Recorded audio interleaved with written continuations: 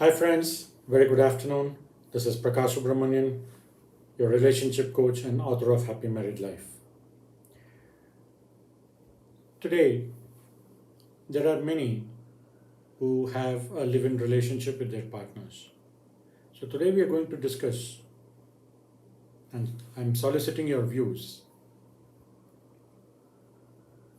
whether breakup is better than divorce. As you're aware, I'm a relationship coach and I coach a lot of people. So, one of the case study that I have taken is about two people. One is Anita, another one is Selva, right? So I'm going to discuss about them. I'm going to share the details and I'm going to solicit your views, right? So Anita is a very handsome looking, very young girl. She's in her mid 20s. She's working in a leading hotel as an administrator. Her father is no more, and she has one elder and one younger sibling. With lots of struggle, she was raised by a single parent and she had completed graduation in flying colors. And after completing her graduation, she migrated to Bangalore in search of a job. And she got a very good break in a leading hotel chain. She has a lot of trust and faith in the divine, right? And like me, she used to do a lot of meditation every day um, and believes that that gives her a lot of inner strength, right? Every day she used to travel a lot, reach the hotel and get back home. She's a very homely girl. She doesn't have much hobbies, etc. Right?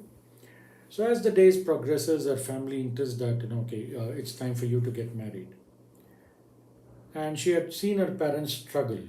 Underline this word. She had grown all her life seeing her parents quarreling. She had seen all her life her parents struggling, right? And her mom had gone through plenty of sufferings in bringing her up as well as her siblings.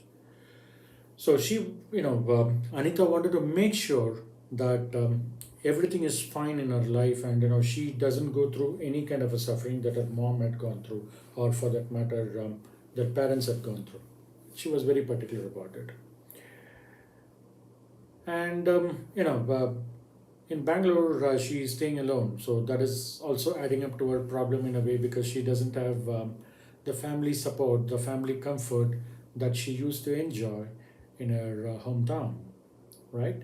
Um, so Anita's mother started looking at things in a different way, and she felt that she has to give the best for her daughter because the kind of things that she had gone through, her daughter must not go through, and she was very particular about it. So with this, her mom started looking out for an alliance for her. But for some or the other reasons, things didn't work out, right? Um, the ideal boy, the ideal girl, right? That was missing. For Anita, it was the ideal boy, and for the boy, it was the ideal girl, right? So somewhere there was no match in the expectation as well as the hope. So Anita said, "Okay, just put things on hold for some time. Let me carry on with my life. The way I'm doing it right now." So after a few days and few weeks, few months, everything passed by, but no developments on the marriage proposal at all. And the uncertainty led to a lot of tensions from her mother's side, because her mom felt that okay, why despite the fact that want to give my best for my daughter, I'm putting my best efforts, but things aren't materializing the way I wanted it to be. So this goes on and down and down, and her mom is a lot worried because she's also getting aged, and any mother or father wants to see their children get married and they grow in their life. So one day, Anita, as she was casually walking through in her apartment, she meets a guy called Selva, right? And the two fall in love instantly. Okay.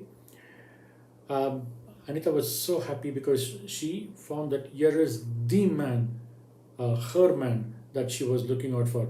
with whom she can share her moments of need, and where she can fall back on him. She was able to feel that vibes. The couple enjoyed their company. Okay, they enjoyed each other's company going forward, and Selva was also a bachelor, in the same place, and he was also staying separately. So, Anita said, "Look, why you're also paying a rent, I'm also paying a rent, why don't we live together? Because it's a huge apartment, so there's a lot of space. So I'll occupy one room, you take another room, so we could stay together." And Selva and Anita felt it's a good value proposition for each other. So they said, okay, um, they will stay together. So from a point of lovers to live-in relationship, this was the journey over a period of time. Everything was going on pretty smooth for them. The couple decided, okay, it's time for us to get married because we have the same common views, common thoughts, etc. So this is what both of them decided. But both this family, right, and also to a large portion of the people in India, live-in relationship is still something a mystery, right? Because the acceptance level is something is not there in the culture, right? So it took a lot of time for the family to adapt to this new buzzword or this new normal called live-in relationship. I mean, like both the side parents, when the uh, male comes to meet the female, right? If the female says yes, it is perceived as yes. If the female says no, it is perceived as yes. Okay, I'll just remain mute and silent. Even then, it is perceived as yes. I mean, this was the situation. This is the culture with which both sides' mother grew up. So for them, it was the elders in the family who used to call the shots, and they hardly had a say in the choice of the other partner, which is the boy, right? At least those days, boys had a little bit of say in choosing the girl. So in the entire relationship, since Anita had seen her parents struggle, right, she was willing to adapt. Okay, chalo, I'll give up on this. Okay, I'm willing to adjust on this. Okay, you don't like it, perfect, you don't need to change, I will change. So this is how it was for Anita, because she wanted to make sure that the partner is comfortable, right? And she wanted to ensure that she takes the partner along, and she was very, very particular that there should not be any clash of ideas or any friction in the relationship. Okay. And fortunately or unfortunately for Selva, he did not have a job at that time. So he was hesitating getting married. So what Anita did was she helped Selva get a job, right, in a competitor hotel, and he was also employed. So, now she said, okay, now that you have got a job, I also have a job. Why don't we talk to our family, right, and initiate the marriage process? So, they remained firm in their decision and in their resolve to get married, right? So, they started involving their families. Both sides, started involving the family. So soon, the relationship became very intimate. Okay, soon the relationship became very intimate, and Anita didn't have a problem with it because for her, she was committed to the relationship and was under the assumption that she is going to get married to Selva. But Selva, on the other hand, enjoyed the company of Anita. Enjoyed the company of Anita, and his true colors over a period of time got exposed when things were going fine between them, right? As I was saying, Anita was the adaptive partner, and Selva is not a very trustable person. He started taking advantage of Anita's lenience and adaptive behavior. Okay? Over a period of time, Selva slowly started exposing himself. He became abusive and at times physical. The love that existed in the initial phase slowly started fading away, and it was no more an enjoyable stay between them. So, one day, uh, Selva hit Anita so badly, okay, out of anger, frustration, whatever, I don't know.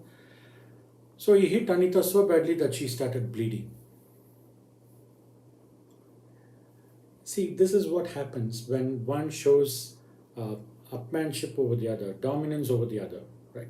Instead of understanding that a wife or a partner is somebody, okay, who is your other half, right? But Selva, as I said, had other plans in his mind. So he started going physical, and he hit her so badly that she had to be hospitalized. Anita, till then, she didn't inform anything to her mom or to her siblings or to anybody in her family, because she felt her mom had gone through loads of suffering and she must not give any kind of a suffering to her mother. And very particular about it, because it was her decision to get married to Selva and not her mom.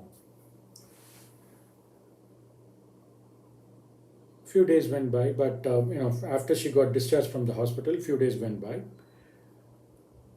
After getting discharged, Anita took courage and informed her mother about what happened. And her mom said, if she is going to call it quits in the relationship, her mom is always there with her, by her side, to support her. Her mom said, it's a good idea that breakup is better than divorce. Thank God the other person's true colors got exposed in the initial phase itself. So, with assurance from her mom, she asked Selva to move out of the room, move out of that particular apartment because it was hers, and take all the belongings. Anita thought Selva would comply and leave without creating any problems. But Selva brought in nearly 20 friends.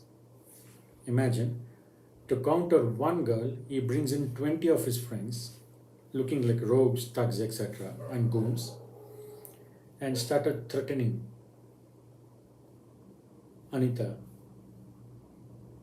that they will paint a wrong picture about Anita to the society where she was living and to the outside world.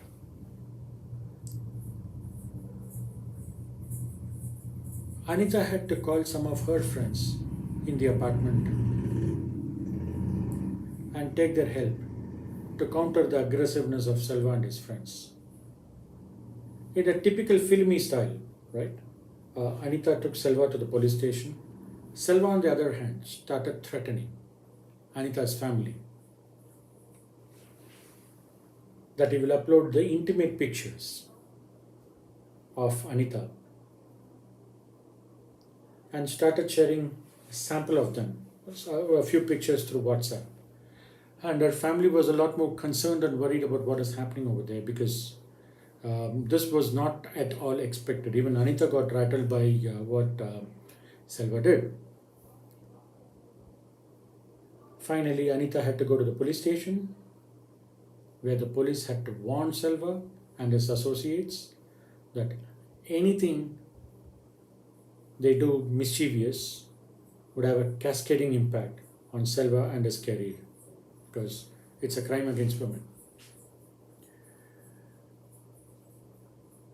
The whole idea of Selva, the whole intent of Selva was to project that Anita was not a girl of a great character, which is wrong, right? So I'm wondering who's at fault. Anita trusted Selva. Is she at fault? I don't want to get into a point of judgment, but I'm curious to know who's at fault, whether Anita or Selva, without being judgmental. At times, we take, plenty of decisions. At times it works, at times it doesn't, right? So, likewise, Anita took a decision based on certain perceptions that she had. Is Anita right in going to the police station and not having a discussion through the family members. What Anita could have done to avoid the embarrassment and also the embarrassment of avoiding that intimacy. All right. So, what Anita could have done to avoid the embarrassment, can she do something to avoid that private part, that is the intimate act, etc.? Have you come across anybody in your life like Anita or Selva? Very controversial question I'm going to ask you. Is live-in relationship right for the boy and girl apart from the Indian culture? Do you agree that breakup is better than divorce? Do share your comments, your views. It matters a lot. So do write to me at authorprakashyas@gmail.com. I'll be waiting for your response. So do it now.